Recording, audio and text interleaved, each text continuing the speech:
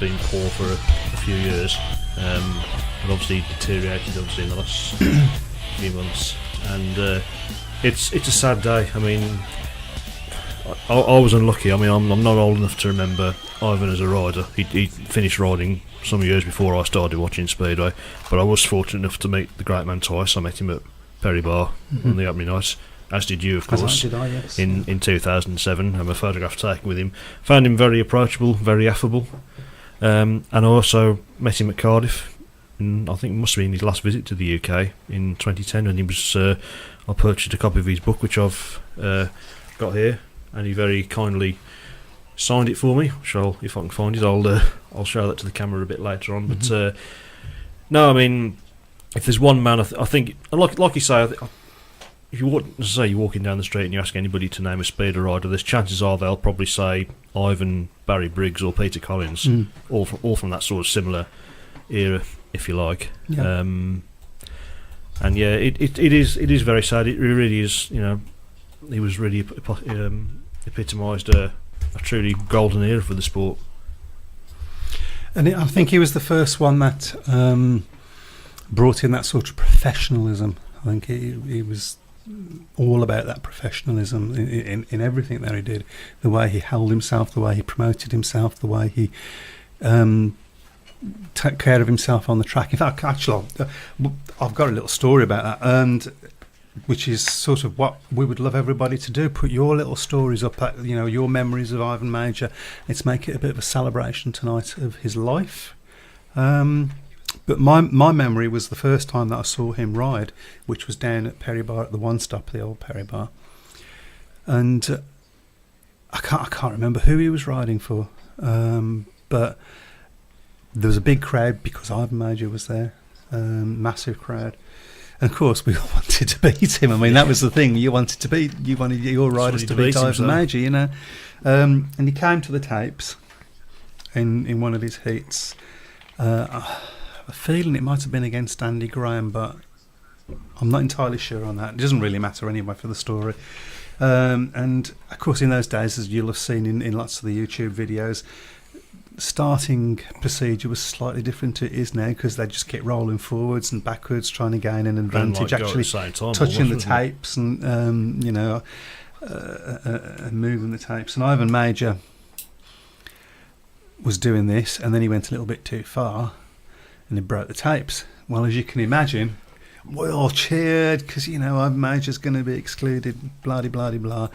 And he roads around, he gets on the phone, and he comes back, and he's back in. Well, we weren't very happy about this as fans. One rule for him. What it transpired that what had happened was that he'd broken those tapes on purpose, because he'd looked down. This is what I'm talking about, his professionalism. He knew that rule book inside out. He'd looked at the tapes. Now the tapes should be secured to either end of the post with a piece of elastic band between, so you tie the tape to the elastic band. So there's but that wasn't the case, and he'd noticed that it wasn't tied to elastic band, that it was tied straight to the post. So he thought, I'll have a bit of fun here, and he was able to argue, well, of course the tapes broke, they weren't tied on properly. And so he knew that rule book inside out. Absolutely brilliant. I mean, the tributes really, since we heard the news on Monday, have poured in. I've got some of them now. The BSBA, they tweeted, "We're deeply saddened tonight by news that Ivan has passed away. He was a pioneer in professionalism, ahead of his time. The thoughts of all at the BSBA are with his family at this time." Newcastle Speedway, they tweeted, "We're saddened to hear of the passing of our greatest diamond of all time. In all connected to the club wish to express their deepest condolences to Ivan's family and friends at this time. Rest in peace, Ivan." Calvin Tatum said, "Ivan Mauger was one of the greatest riders we've ever seen and a very astute promoter. I'm deeply saddened about the news of his passing, and my thoughts are with his family." Nigel Pearson, "Ivan Mauger, ahead of his time as a rider and a businessman in the 70s. Watched him every Wednesday at the Boulevard in Hull between 78 and 81. Rest in peace." And I thought a particularly nice one from Craig Cook, which if I can find there. "I'm very proud to race for the world famous Bellevue Aces. One man contributed hugely to his legacy, and we all follow in his tyre prints. Almost everything in Speedway today can be traced back to him. His legend and his record will live on. Rest in peace, Ivan Mauger. Peter Oakes, he tweeted some nice things as well, of course, a close friend of Ivan. And I thought a particularly poignant one was from Dick Barry. Speedway's lost a great man. I've lost a great friend. Yeah, well, that says it all. But as I say, let's get some of your stories, your memories of the great man. Put them on the chat box and on the Facebook. And in fact, Webby, why don't you tell everybody how they can join in? Okay, so you may be listening on our Facebook page, but you can also get us on www.srbradio.com, or if you search on TuneIn, you can also find us on there. Just search SRB Radio and we'll be on that. Okay. Can I get strange? There's a comment just come up on the shout box as well from Graham. He says that he didn't accept second place and bought sponsorship to the four in the sport, says Graham. Yep. I think there was some more comments on the shout box as well. No, I think they were old ones. Was they? Okay, Yeah. right, okay. Well, let's get some new ones on, folks. Yeah, Let's get some great comments going. Check. Well, what have we got on tonight's show? Well, we've got Chris Harrison's coming on later. We've also got an interview with Tony McDonald from Retro Speedway, who I spoke to earlier today. He'll give his memories of Ivan as well. Yep, that's a great interview, by the way. Well worth listening to. Yeah, it's a good one. Also on the Speedway Tavern, we've got Chris Harrison, who rode for several British clubs. I don't know whether you realise how many clubs he rode for. He rode for Coventry, Wolverhampton, Crayford, Newport, Doncaster, Birmingham, Long Eaton and Peterborough.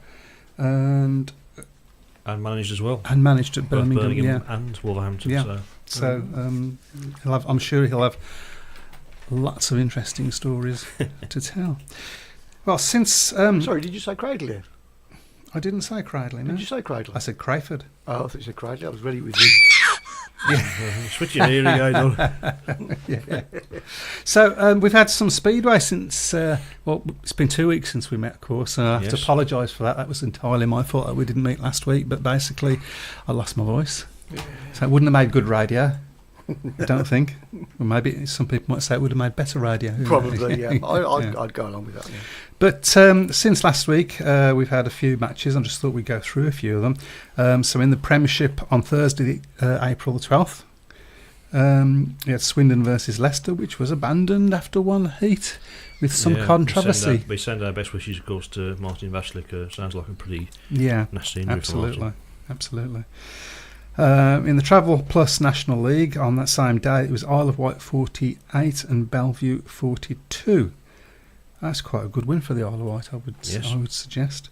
Danny Ayres top scored for Bellevue, and Ben Morley top scored with 12 plus 1 for the Isle of Wight. On the Friday the 13th, there was the Championship Shield, which was Glasgow versus Berwick. Glasgow 54, Berwick 36. Don't think there's any surprises there. Well, there is one surprise. Klaus Vissing scoring 13 plus 1 and Chris Harris scoring 6. Chris Harris has not had a good start to the season. No. I can vouch for that from Monday. Right, well, we'll certainly come on to that. And Berwick's top scorer was Danny Gapmeyer, who seems to be doing quite well at the moment. Lakeside on the same day, I believe, the Friday the 13th. Lakeside 54 and Ipswich 35. I don't think Ipswich have had a particularly good start to the season, have they? Daniel Hume only scoring 1 point for Ipswich. And Richard Lawson top scoring for Lakeside with 14 points. And Danny King top scoring for Ipswich with 12 points. And on the same day, in the National Trophy, Plymouth 44, Eastbourne 46. Eastbourne are doing a little bit better than I was possibly expecting them to.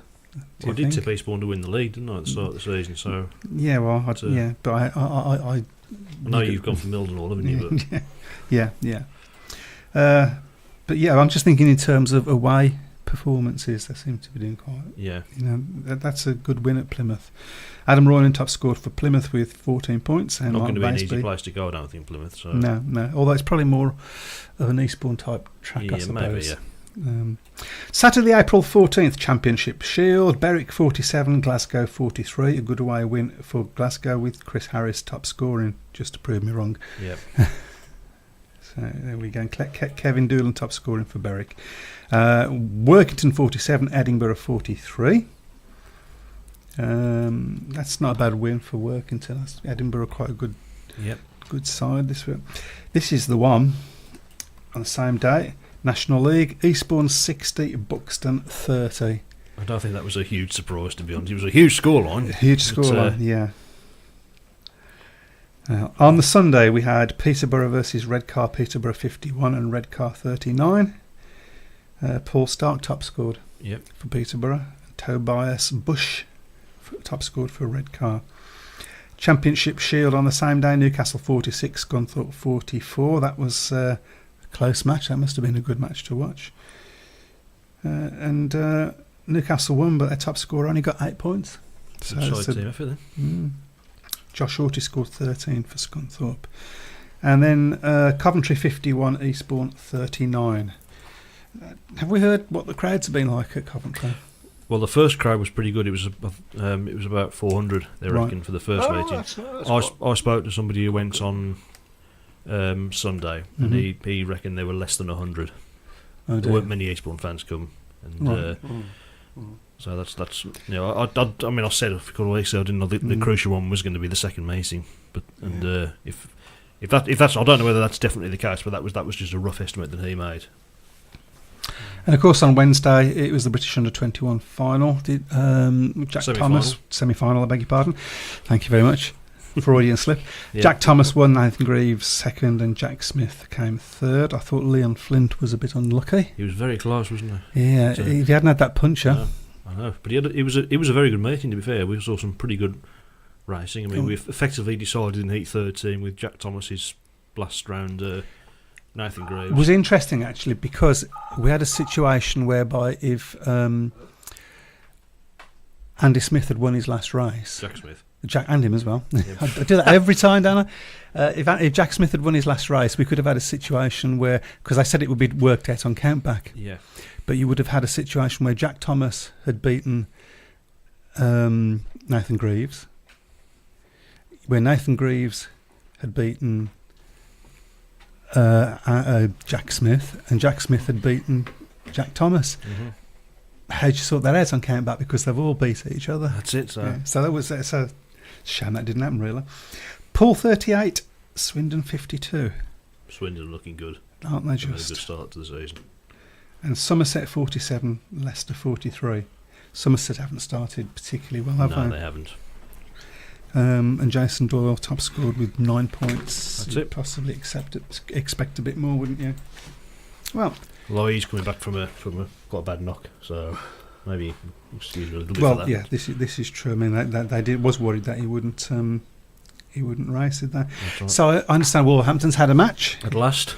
The rain finally. Could be said for of almost every team in the league, yes. couldn't it? And what a way to start with a 60-30 win against Rye House. In all fairness, Rye House were very, very disappointing. I mean, a lot of people looked at the Rye House team and they've got a lot of riders who ride Monmore Green well, but by and large, it's an ageing team. And then if you look at the scorers in the Rye House team, Edward Kennett and Scott Nichols were their top scorers with 6. You know, Scott Nichols was very disappointing. He put himself about a bit in the last stage, but got re-bullied out of it by Jakob Torsell and Rory Schlein. But Jakob Torsell making a good comeback with a 15-point maximum. He's fair to say he's probably going to have tougher opposition than he had on Monday. Carl Howarth 11-4. Paid maximum VM. Rory Schlein 11. Sam Masters 10-1. Ashley Morris was particularly impressive with 8-1. Cameron Heaps 3, and Nathan Greaves, who he must have been more frustrated than anybody else because he's had no race time at all since the season started. He scored 2-1, but a lot of positives to take out of it for Wolves on Monday. With some good performances, admittedly not against the best of opposition, but obviously we'll have a bigger test with Poole going to town on Monday night. But at least the season finally is underway. Yeah, I guess the biggest plus for you is the form of your number one. Yes, he was looked confident, looked quick. Didn't look to show any ill effects at all from his from the accident he had at the end of massive accident last season. Yeah. So because you was worried about that. I know you in particular. You was worried about that. You mentioned that. Well, that's it. Maybe both him and Freddie. Freddie Lincoln, I should say as well. He's come back meeting in Poland, got an 18-point maximum. So a tremendous return for him as well. And looking at the footage from that meeting that I've seen, he looked very, very good indeed. So if there's any opportunities for him to maybe return to British Speedway, whether it's at Wolves or anybody else this season, then he's certainly going to be worth having a look at. Whoops. So we've got a comment on the shout box from Anders Karlberg. Sweden says hello, as always. Probably the best hello. Yep. Karlberg. Okay. Really looking forward to listening to the UK Speedway Tavern show tonight. Tomorrow we'll have Dan Bewley in our team, his Swedish club Vagana. Yeah. And that translates as Wolves, by the way. Mm-hmm. So good. Yeah, he's a good rider. You'll enjoy him. Yeah. Yeah. Cracking little rider. So we talk a little bit about while Chris is trying to sort out getting Chris Harris. I've just seen Graham Darlington's comment there. Apologies, that was a mistake there. It was Jakob and Carl, not Rory in E15. So I've got Maximus. Yes. Mm-hmm. There you go. So we all make mistakes. Yeah, me more than most. I know we've noticed that tonight, haven't we? Yes. So now I'm going to have a slight disagreement with you because you said you thought it was a good meeting. I was a bit bored. I thought there was some decent racing. It started slowly. The pass by Jack Thomas on Nathan Greaves was. I think there was another one as well later in the meeting, wasn't there? So. But there was two special races, but I think it showed that there was a gap between the top ones. There is a gap in fairness, yeah. But I mean, the top right, Jack Thomas. I mean, he won the meeting, and I think he was probably the best rider on the night. He's always impressed me when he's come to Perry Bar, and he looked very, very good last night. He looked very good. It's a bit worrying for. He's got a bit of practice time as well for next Wednesday. It's a bit worrying. I'll try again in a bit. Okay. So we're having a little bit of trouble getting Chris at the moment. So I think we might play some music while. Well, do you want to play? We could play some of the interview. That's a great idea. Even if we don't play all of it, we can play it in two halves. Yeah, let's get that interview going. It is a good interview. Okay. So here we go. Well, Tony, thanks for joining us on the tavern tonight. You're pretty much known as the voice, if you like, of Retro Speedway, and you've interviewed many of the great names from the 1970s. And really, there was no name greater than Ivan Mauger. It's a sad loss for the sport, if not unexpected. Yeah, sure. I mean, this is a day that I suppose everyone in Speedway sort of been dreading, really, this time. We know that Ivan's been in a care home on the Gold Coast in Australia, near where he lived for the last few years. And obviously, recently, his condition's taken a big turn for the worse. And sad day on the Monday, or the early hours of Monday, as it was in Australia. But we got the news that we've been dreading, really. Massive loss to the sport because he did so much in so many different ways. I mean, obviously you're looking at his achievements as a rider, 6 world titles, individual, and countless others, World Team Cup, things like that, World Long Track, best pairs as well. But it goes beyond that. I mean, the amount of riders that he influenced, younger riders, people like Peter Collins, Scott Autry, who went on to become world stars themselves, and the training schools that he operated throughout the UK, where he sort of gave sort of young, budding youngsters from England sent them along the right path really from day one. So, what he did really transcends his riding, Well, as I say, you interviewed him many times, but what were your memories of Ivan as a competitor, watching him from the terraces? Well, funny enough, before I joined Speedway Mal in '78 on the editorial staff there, I was a big Ivan fan, and it took something to be an Ivan fan, because he certainly wasn't popular. You wouldn't say he was a popular world champion. He was one of those guys who's box office, and people wanted to go. We'll hear a little bit more about that interview in a moment. On the line, hopefully, fingers crossed, we have Chris Harrison. Are you there, mate? I am. Fantastic. It's all working today, Chris. Hey. It's all What, working. is it not normally, or? No, not normally. We've got another Chris in house, and it always goes wrong, doesn't it? No. So, right. Well, thank you very much for coming on the Speedway Tavern. Obviously, we know you most from your time at Birmingham, but you spent quite a few years at quite a few different teams. Oh, yeah, variation. I mean, I started off at Wolverhampton, went to Coventry, Crumbs, Crayford in Kent, a little bit at Newport, Doncaster, Birmingham. I'm just trying to... What else? I said Crayford, didn't I? Yeah, I can go through them for you. Yeah, Long Eaton. We got. I can't remember. Coventry, Wolverhampton, Crayford, Newport, Doncaster, Birmingham, That's Long it. Eaton, and Peterborough. So I've been about a little bit. I made a lot of good friends at a lot of different places, and I had a fantastic life with Speedway. How did you get involved in Speedway in the first place? It started off, I was only sort of 16, 17, and Dave Hemus used to ride at Wolverhampton, and I was quite pally with Dave because we used to ride motocross together. Right. Well, I was only a bit of a kid, but riding motocross, and then Dave went on to Speedway, and I just went along with his mechanic. I used to travel everywhere with him, and it started off in that, and then I broke my wrist quite bad when I was scrambling, or motocross, or whatever we call it. It was scrambling in those days. Yeah. And I thought I'll have a go at Speedway when I more or less... It never really got better, but I thought it was better. But that was it, really. I just swapped my scramble bike for a Speedway bike, and off I went. I went to Wolverhampton a couple of times. And it was just at the start when they amalgamated all the leagues. So I was a little bit lucky. Although I was green as grass, I managed to get in at Wolverhampton. And then I actually went to work for Ron Mountford, who was my hero at the time. He was riding at Coventry, and he took me to Coventry with him. And then, I got in the Coventry side then, which was rather fortunate. Some fantastic times at Coventry.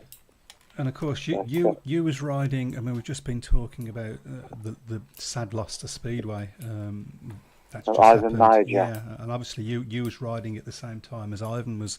Yes, I've rode with him and against him. I'm very, very, a likeable bloke because I can go back to the Wolverhampton days. He was tied up with the same promotion. And a couple of times he came to Wolverhampton and actually rode for Wolverhampton, and I was in the sort of same team. And very, very helpful. Yeah, I mean, I'm not surprised he went on to do what he did. Yeah, and as you say, and I think it's quite unusual, I think, isn't it, for somebody that's at the top of the sport, very likeable person. Yes. I mean, I don't think he'd got any secrets. If he could help you, he was the first one there saying, try this, do that, do the other, and it's ever so. I mean, I always used to say that I've helped that many people over the period of time, and I always say it's never me talking. It's always the top blokes who tried to help me. Right. I look at people like Ivan Mauger. Probably Nigel Bucock and people like that who are more helpful in its respect. And as I said, Ronnie Mountford, Rick Franter, and people like that. They're all out to help one another. And I always used to, because I was so interested, if you like, I memorised it then. And so if I saw anybody was struggling with variation of different things, I used to, so-and-so said that to me. So, I'd be able to help them. I mean, the people I've helped along, include Hans Nielsen, who was world champion, Alan Graham, who again was at Birmingham, Arthur Browning and Johnny Hart. I haven't particularly helped John. John was sort of up there anyway, but it's that type of the memories what I've got of helping people. Yeah, cool. Like Les Collins, when he rode at Bellevue, he came to. He came to Stoke at the time, and he came to Stoke a complete raw novice.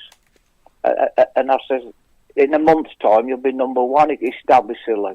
He laughed at me, but He was number one, and he just made it. I mean, the next thing he's riding it in world finals, and I don't know what else. Of course, you mentioned quite a few sort of, Brummie legends, really, with John Hart and Arthur Browning and Alan Graham. So I was just wondering how you actually first became involved at Birmingham. I was involved, yeah. I mean, I used to go, and I was like a 10-year-old kid. My dad used to take me. But that was, sort of watching over the stands, and if you ever got a pair of goggles, it was like winning the World Cup. Yeah. But that's the old Birmingham, if you like, where it is now, but the old Alexandra. But purely, I was at Doncaster when I was riding at Doncaster. I spoke to Colin Barber the one night. We were after a meeting somewhere, and he says, I could do with another track. Everything's going a bit stale for me. And I says, ring Birmingham up. I said, what fantastic, meaning the old Alexandra. I said, what a fantastic place that'd be. And and a couple of weeks later, he says, I've rang boys, I've got a meeting with them, what shall I do? And I said, wow, absolutely fantastic. But when he rang up, he asked the operator for Birmingham Stadium, and they gave him the dog track stadium. Oh, right. So, and that's how Birmingham, at the time, first came back, if you like. It was at the dog track. Right. And that's how it got involved, you know. I mean, once he got the okay there, and then, as I said, I was at Doncaster, and the complete Doncaster side moved then. And that's how Birmingham started up again, really. And what are your memories from that first year? Oh, absolutely fantastic. Love every minute of it. The crowds, everything. I mean, it was just unbelievable. As I said, the whole lot of it. I mean, I had some really enjoyable meetings. I mean, I'm not the best rider in the world, but I used to try. And I think, I had that many people behind me. It was absolutely fantastic. Some of the meetings were, completely enjoyed every minute of it. I'm just looking at because that was 1971, of course, and you finished that. You finished that season with a 6.08 average. It's not bad going. Well, that's what I said. I wasn't the best rider in the world. It's I mentioned before, I broke my wrist quite bad scrambling, and I never recovered from it. And it's only in later life that I've actually had all the bones took out my wrist, because there was nothing there. Every bone was shattered in my wrist. Wow. And at the particular time, I went to the hospital with it, and they said, then there's nothing we can do with it. It'll just heal. But it just didn't. I knew I was in trouble all the way along the line, because I could do half a race, and I could have beat the world champion. I'd only got to hit a bump a little bit wrong, and it was like somebody sticking a knife in you. Right, yeah. So, I suppose I was a bit of a baby in that way, but I knew it was. I mean, some of the lads laugh at me, because I used to say, my hands have gone. I just could not hold the handlebars, because it was just, the vibration was just making everything, well, as I said, it's like somebody stabbing me. But I still had some fantastic meetings. Lord Luckham was on my side. I mean, I'm trying to think back to some of the people that were riding with you in that. One of the riders that I remember, because I was a lad at the time. Yes. And one of my heroes at that time was Heck Haslinger. Do you remember? Oh, Heck Haslinger, yes. And he came from Doncaster. And Mel. Yeah, so I had a couple of seasons with him. Mel Corradine was another one that I remember. Oh, Malcolm. Well, again, Malcolm came to Doncaster as a bit of a kid in the second half. And I took him under my wing a little bit, and I tried to help him, because he came in at reserve. Well, I used to ride at number 3 then. When I rode at number 3, you tend to ride with the reserve sometimes. Of course, I used to try to help him out to start. And again, it wasn't me talking, it was where other people had helped me. So that's where I helped Malcolm, and I brought him along. I was going to, going back, you forget these names. It's only when you bring them back, but, he was a good lad. And then, of course, you became team manager. Well, that was afterwards, yes. What year did you? I finished riding then because I got to, as I said, I got to the stage where everything was hurting and this, that, and the other. I had quite a bad knock with George Major, funny enough, at Middlesbrough, Right. and that ruined me really because it smashed my knee up, and I was never right after that. But I'm hobbling around here just about. But now, what was it? I was said, and Joe Thurley rang up the one time, can I come and talk to you? And he said, "Would you like to be team manager?" And I said, "I'd love it, absolutely love it." Brilliant. And so I came along there, and I sort of managed to get a few people in amongst it all. I mean, I got George Major at Doncaster Stroke Birmingham. Mm-hmm. I got Johnny Hart. I indirectly started Arthur Browning off because he was standing in the pits one day, Arthur was, and it was just after the meeting. And I said, "Would you like to have a go?" He says, "Yes." And we went to see Joe Thurley. He says, "Yeah, I can have a run round after the meeting." Mm-hmm. And I lent him my bike. And he did a few laps on my bike, and then after that he bought his own bike and off he went. Yeah, famously his very first meeting at reserve, he scored a 12-point maximum, of course. Oh, did Arthur? Yes, yeah. Yeah, quite feasible. That wasn't on my bike, but as I said, I got I don't know whether I got a maximum that night, but I know I scored a lot of points and quite feasibly did get a maximum. When I leapt off on my bike, and I remember him falling off it, and under my breath I was cussing. But that's one of those things. So, I mean, you obviously you would have been there. I'm guessing when we won the league and when we won the Knockout Cup. Yes. I was team manager when we won the league. Yes. And my favourite meeting of all time is I bore everybody. Their eyes have just glazed over in the studio now because I bore them with this one every time. Was that Knockout Cup final against Eastbourne? Yeah, I mean it was the atmosphere was absolutely tremendous. We were, I think, 16 points behind, and they were already saying that they'd won it. That's right. Yeah. Have you got any particular memories from that meeting? No. Unfortunately, as I said, I've been to that many meetings and had that many good memories, if you like. I'm getting older now. I don't know whether they call it senile dementia or what, but I can remember it, as I said. But there's nothing what stands out. I mean, probably like yourself,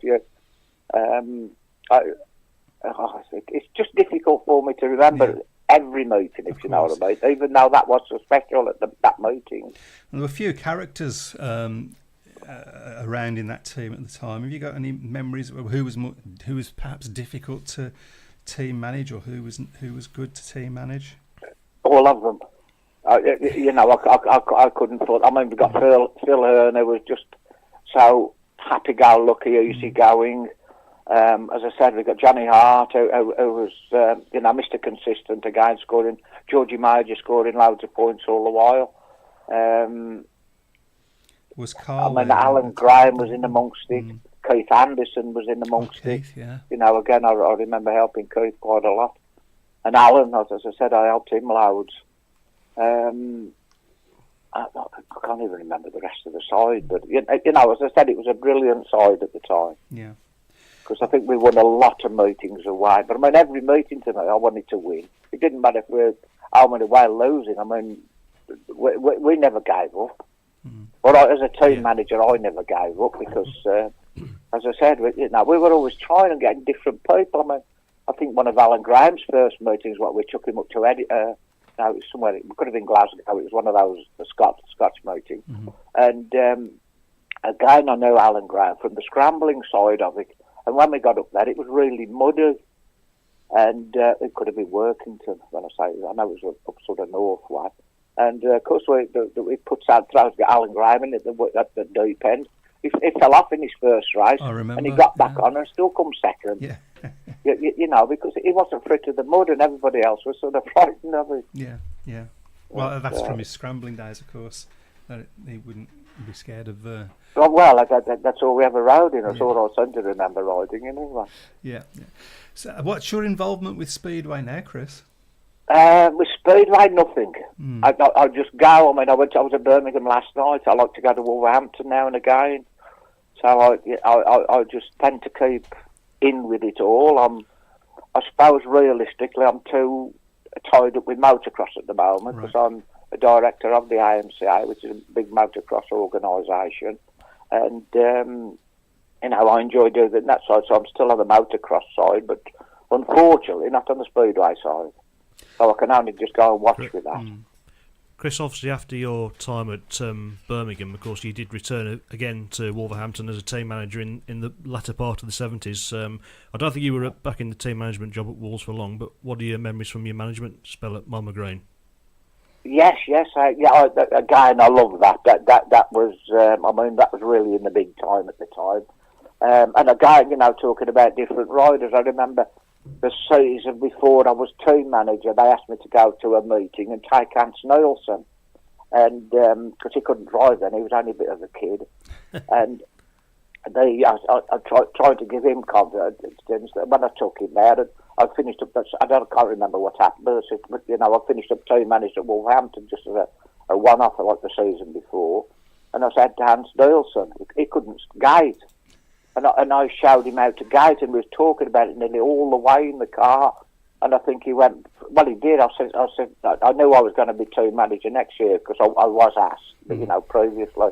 And I said, I'll make you number one, and he was number 7. He says, another one who said, no way, we won't be number one. I said, you will be a number one. And the start of next season, fortunately, he'd got enough points to be in the team. And I put him at number 1, and look where Hans went. Yeah, that was sort of a frightened, shy little lad to that.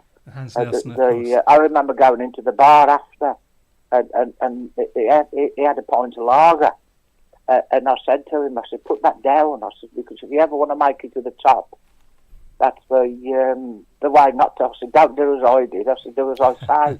And he put it down, and he might have a drink now, or two, but I'm even sociable. But very rarely used to drink. I'm sort of proud on that side, and as I said, I was pleased that he was team manager. And of course, Hans Nielsen famously was one of the best gators around. So. Oh yes. So Wolverhampton, absolutely brilliant. He finished up in World Finals and winning World Finals and everything, which was. So I used to say, Dan, if you ever take anybody with you, or make sure you take somebody with you who's got experience. And the first time he won it, he took Ivan Mauger with him. Well, there you go. That's come. Yeah. So he couldn't get nobody more, experience than that, to help him and put it through it. Yeah.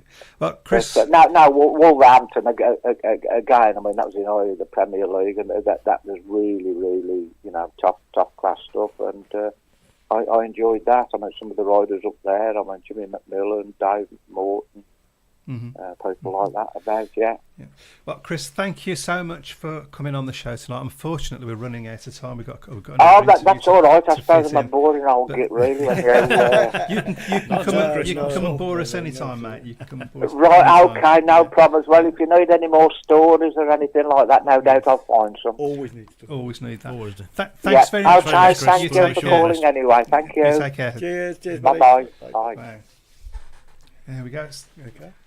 Interesting. We've got some comments on the shout box. I can't read them, so if you can. Okay. Here's one from somebody called Brian Buck. Oh, not again. I know. He gets regarding Ivan Mauger. He says, I first saw Ivan ride at Rye House in 1958. He was riding for Eastbourne in a Southern Area League match that day. He scored 1 point, and I thought then that he would never make the grade as a rider.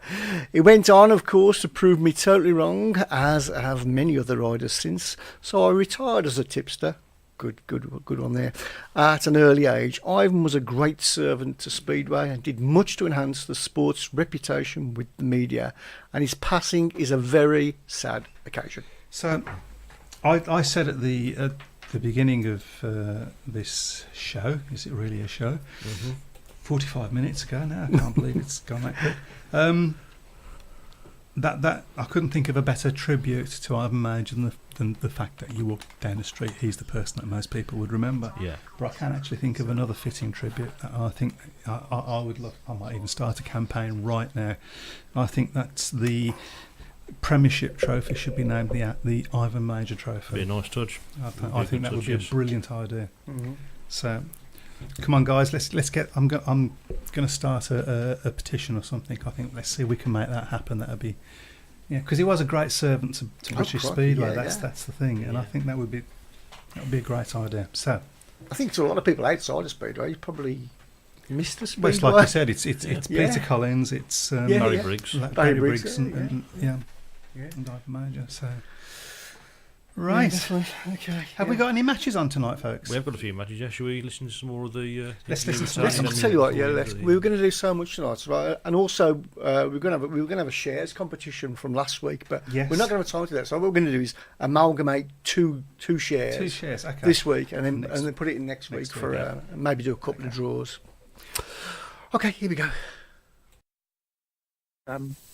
At Wembley, wearing Ivan Mauger rosette, which I bought out along Wembley Way on the way there, and defending him. And I remember going to a test match at Bristol when he was catching the rest of the world against England, and I was there again. The English fans were obviously rooting for their own guys, but and they would boo every time Ivan came out on track, and I was standing there sort of trying to argue that he was actually the greatest rider the sport's ever seen, and perhaps I should have a little bit more respect for him. But I don't think he was worried at all. I mean, I once asked him, he wasn't particularly loved, Ivan, by the fans, and he said to me, "Sharp, I couldn't really care less." He said my job was to just go and win things, and that's all he wanted to do. I mean, it's the real irony because sports fans don't always warm to winners, and it's really ironic that since he retired, he's become such an icon and almost a national treasure in Speedway terms. That's right. I mean, I think people over the years since he retired in 1984 was the last time he rode in Britain for Exeter. It was his last season in British League. Since then, obviously, he went on to ride, did his farewell appearances around the world.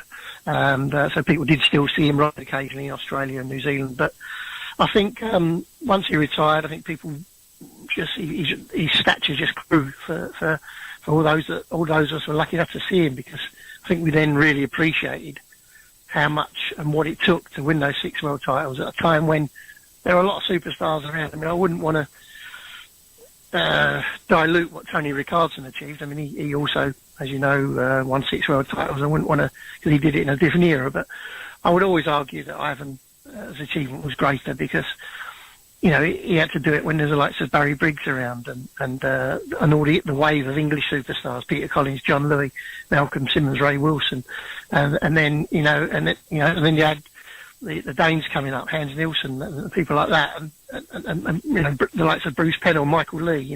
He won it in that, and Ollie Olsen, of course. He also mentored. So I always think he did it I thought his achievement was always the greatest. I mean, I suppose the difference as well is that, I mean, as you say, Tony's achievement was fabulous in winning 6 world championships as well. But Ivan, not just in individual in Speedway, but also for the clubs that he rode for in the UK as well. He brought success to all of them apart from Hull. I mean, Hull, he desperately came close to winning the league with them in 1979, but he turned clubs that weren't doing so well almost single-mindedly into clubs that were hugely successful during his time with them. Absolutely, he transformed every club he was at. I mean, if you think that Bellevue, okay, people remember that Bellevue won the British League with the hat-trick in 70, 71, 72. Ivan joined them from Newcastle in 69. But Bellevue hadn't won a thing since 1963. They hadn't done anything for about 6 years. And he went there, transformed then into one of the greatest clubs in Speedway history, the early 70s. Then he went to unfashionable Exeter, who were always great at home because they had such a home advantage, but pretty woeful away record. Again, totally. I mean, what he did there in 1974 when they won the British League was miraculous, really. I mean, and I think that's what separates him from Tony Ricardson, because it's what Ivan did at club level for his teams. He was a team rider. He would get the best out of even the most mediocre riders. I don't think Tony Ricardson could ever claim to do that.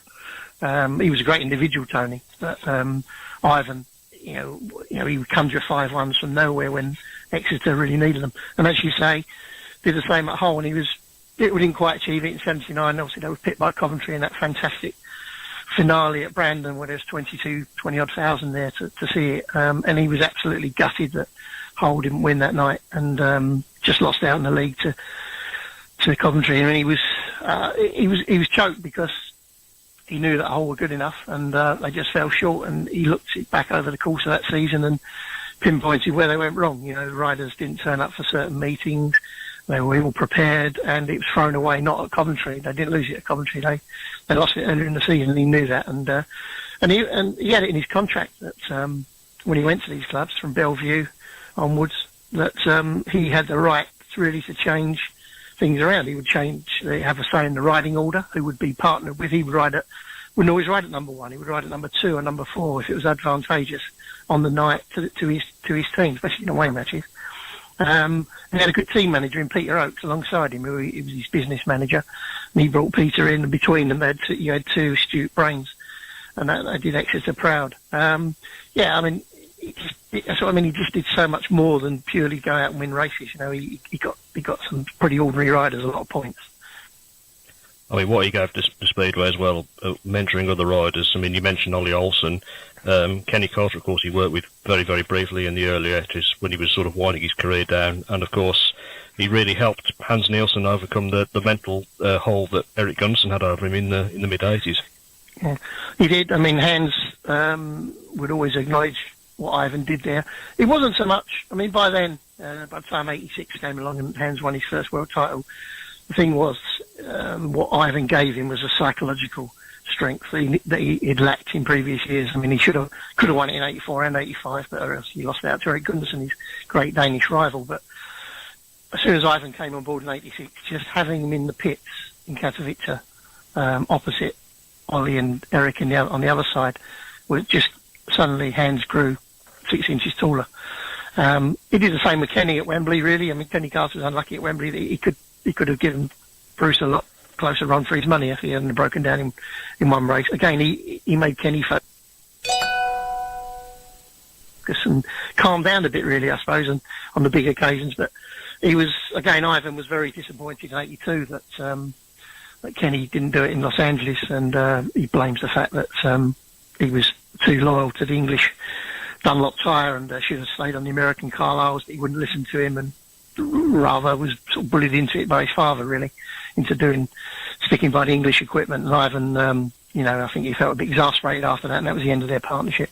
But yeah, I mean, Ollie Olsen, you talk to him today, and he'll always give Ivan great credit. I mean, they first, I mean, not really. I suppose Ivan got Ollie to Newcastle after he'd seen him in the training school at Bellevue in 67. They travelled around everywhere in 68, I think. And Ollie says that, he would get in the car with Ivan. Ivan would be driving, and he would just be trying to pick his brains, and he did, and he just soaked it up like a sponge. And I suppose it was no coincidence that when after Ivan had won 3 world titles from 68, 69, 70, that in 71 it was Ollie who took it off him. No surprise at all. I mean, Olsen owes him a great debt. I mean, many years later, of course, you were lucky enough to interview Ivan for the Backtrack magazine, and of course it formed the basis of the Ivan Mauger interview that's available from Retro Speedway on DVD. What were your views on Ivan as a person, talking to him in a more relaxed atmosphere away from the Speedway track? Yeah, it was a great pleasure, and always, because he always took everything so seriously, and that's the thing about it. And you knew that once you'd made arrangements to meet him, and on that occasion, that interview was conducted in April 2005, and it was we actually did it in a pub called the White Lion, and I don't believe it's there anymore, but it was literally opposite the Wimbledon Stadium. You could see the stadium from the door of the pub. So we arranged the meeting there. I think he was over in the UK, obviously, and visiting friends in South London, Surrey Way, and that was a convenient place, and it seemed apt as well, because that's where it all began for him, Speedway-wise, in the UK in 1957. And he actually said, when I was a young kid, a young rookie at Wimbledon, trying to break into the Dons team but not really getting anywhere, him and Ray would pop in there with some of the other more senior riders like the Cyril Bryans and Ronnie Moores and Barry Briggs after the meeting occasionally, and not that Ivan was a drinker, but he would pop in there. So it was a bit ironic, really, that we sat there and we did the interview, and then there was no one around. It was like lunchtime. It was a warm, sunny day, and like it's today here, and there wasn't probably 4 people in the pub, and no one would have recognised him. He just sat there, and I'd faxed him beforehand what the questions were going to be. It was obviously going to take us a while, and I think we were there for 4 hours. And he brought the faxes with him, and he printed them all off, but he And he said to me, he said, I can't believe you don't want to ask me about Kenny Carter and my relationship with Kenny. I said, yeah, I said, that was on the list. It was on, didn't you see it? And he said, oh, I hadn't printed off that page. He'd missed out a page, but it didn't matter. He was just happy to just chat away, and he could have been there a week, really. He just, and when we launched Classic Speedway in 2008, we didn't actually launch it. It was called Vintage Speedway Magazine. Before then, we inherited it, but I felt it was really leaning too far to the past in pre-war stuff, and our readers, we needed to target really the post-war era, and the time when Ivan really started to come into Speedway in the 50s. And I met him just chatting to him after dinner at the World Speedway Riders Association dinner at Leicester one night, and said, we're thinking about changing the title of the Mega, Ivan. What do you reckon he is? I said, thinking about Classic Speedway. He said, yeah. He said, I think that would be good. And he was like interested in what we were doing, and has always been interested. He had everything we've ever produced. He's always wanted DVDs sent out to him in Australia. Where he was on the Gold Coast, and every magazine he always got. I've got every issue of Backtrack. There's a lot, and he would email me and say, look, what about this idea? Why don't you put that in? I could do a feature on things that happened in the past, not necessarily about him, but about mechanical evolution. And he was like always trying to put forward ideas. So he was dead keen. That's one of the things I really liked about him, was that he really was interested in Speedway's history and the heritage. And it wasn't just about himself. He really did then generally care that Speedway, was recognised as a massive sport that it was in the 70s and 60s. And then one night, and this is how ridiculous he is, and talk about attention to detail. At that dinner, I had a photo, and it was a A4 picture of three New Zealanders: Barry Briggs, Ronnie Moore, and Jeff Marden. And I managed to get Briggo and Ronnie Moore to sign, gold. It's like marker pen, So it was a dark background taken at night. So I needed a pen that would stand out so you could actually read the autographs, So I got Briggo to do it, got Ronnie Moore to do it. But obviously Jeff Marden, he was back in New Zealand, so I showed it to Ivan. We were going through some photos. I said, "Oh, look at that." He goes, "Why don't you haven't got Jeff Marden's to sign it?" I said, "No." I said, "I've got no chance of getting that." I said, "He's in New Zealand now and getting on a bit as well." He said, "Well, if you give it to me," he said, I'm going out to Christchurch in about 2 months' time." He said, I'll get him to sign it for you." So I said, "Oh, that'd be wonderful." Gave him the picture, little plastic bag or something, and but I actually gave him the pen. I said, "If you can, that'd be fantastic." I said, "But can you try and get him to sign it in this gold pen? It just looked symmetrical with the other two autographs. It looked right." He said, "Yeah, okay." About 2 months later, sure enough, in the post, bordered envelope, the same picture had come back to me. Ivan's posted it back from his home, and not only was the picture there, but he'd also put the gold pen back in. That's sort of the type of attention to detail that sums Ivan up, really. And just finally, rider, mentor, manager, promoter, but what do you think Ivan Mauger's greatest legacy to Speedway was? That's such a tough one, because he was so important to the sport in so many different ways. I would say, and the promoters wouldn't possibly think this was a good thing, but I think from the rider's point of view, he transformed it in terms of professionalism.